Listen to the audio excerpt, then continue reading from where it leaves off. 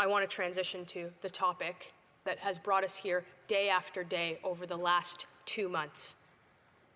And for me, it's the third time in just a few weeks, making one simple request of this Liberal government: release the documents. They can end this today. They can end this right now. I suspect that is exactly what every member of the Conservative caucus has said day in and day out, and it is what we will say today to hold this government to account, to make sure that they hand over the documents and they tell Canadian taxpayers exactly where they spent those tax money and who got rich. The House and every single Canadian taxpayer deserve to know how much money was wasted, just how the government wasted it, and exactly who got rich. And the evidence has been missing for months. And now these Liberals will stop at nothing to continue to keep up the secret that has had us here for week after week and now month after month as they fight tooth and nail to hide the paper trail. You know, they say that the third time's a charm, but I'm not feeling particularly hopeful today in terms of getting those documents. We've seen the extent to which the government will go to cover this up day after day. Thousands of redacted documents, as a government relies on the furthest extent of its power to keep information secret. Now let that sink in for everybody watching at home. They have paused this Parliament. They have thrown sand in the gears of every single one of their agenda items. Every single way that they claim to be helping Canadians, every piece of legislation, every motion, everything is to a grinding halt because they have a secret and they're keeping that secret from Canadians. If only the Liberal government would tell us what is behind those black lines on those pieces of papers and hand over the missing documents. It's that simple. This crisis of Parliament would be over in just 1 minute. If the government had nothing to hide behind those black lines on those missing documents, then it shouldn't be such a problem. They would tell you what they're withholding in terms of information. They're willing, again, to put their spending plans on hold, all their fiscal estimates, every piece of legislation on the line. This behavior is nothing short of crazy and paranoid if anybody is watching this. Like, what are they hiding?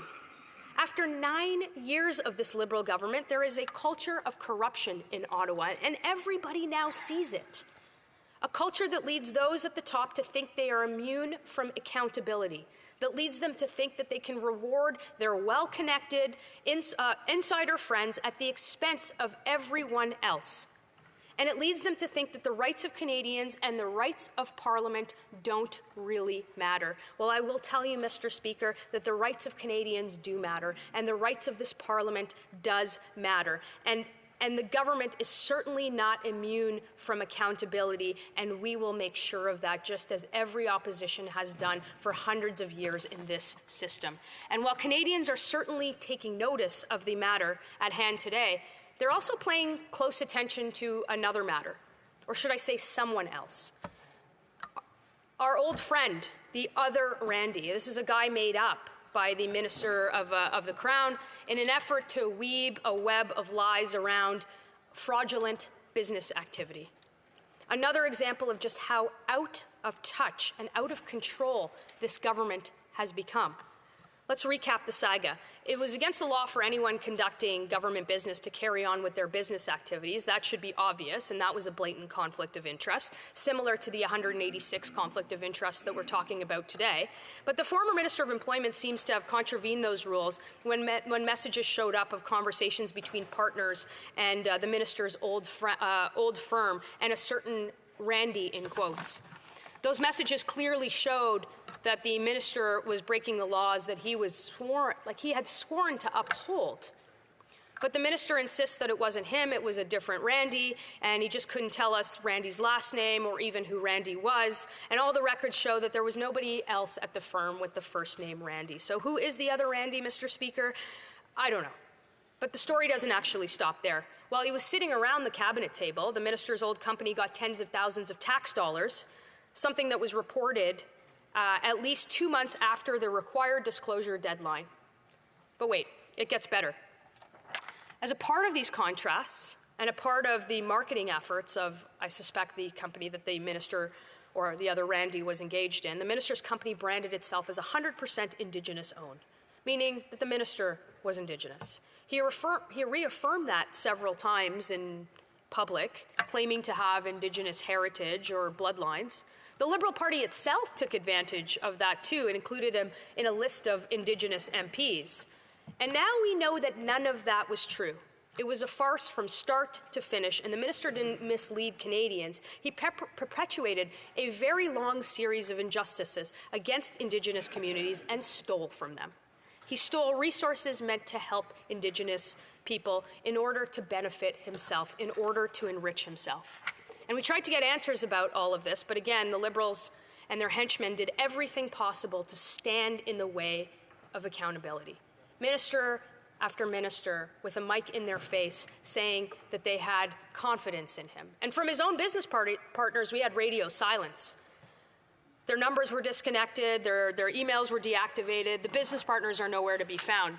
But ministers in this government said that they had full confidence in that minister just a day before he decided that he was going to step aside to clear his name. The minister magically got his business partners to disappear and somehow convinced his own cabinet colleagues that he still had the confidence of Canadians after misleading this place over and over again. Any one of these things would have gotten any minister fired. I was here as a staff person when a $16 orange juice would have got you fired as a minister. And what we are seeing today, the refusal to hand over documents, the refusal to turn over documents to the police that were ordered by this House, is not only a breach of parliamentary privilege, but it is part of a long series and a culture of corruption that has become a hallmark of the Liberal government and a hallmark of Ottawa. And it's very unfortunate, Mr. Speaker. And we will stand here day after day and month after month and demand accountability from the government on other Randy, on the Minister of the Crown, on these documents, on every other scandal that is unraveling by this government, or is unraveling at the feet of this government. The Liberals, this is actually probably the worst part of it. Liberals themselves are now sounding the alarm bells. Former Liberals like, I'm sure, Mr. Speaker, that you might remember the former Attorney General, Jody Wilson-Raybould, was actually Indigenous. Do you want to hear what she had to say? Prime Minister committed to true reconciliation would have removed the minister from cabinet long ago. Instead, we get to watch white people play ancestry wheel of fortune. The Prime Minister fired his first Indigenous Attorney General, but kept the fake Indigenous Employment Minister. And just like Jody Wilson said, it is extremely shameful and is extremely destructive. And it is extremely shameful and destructive that we still stand here day after day, month after month, with exactly the same demand for accountability. Accountability to Parliament, accountability to Canadians, accountability to every single taxpayer to know exactly where that $400 million went, which friends got enriched, and the 186 conflict of interests that are still at their feet. And day after day, we will demand this again. Thank you.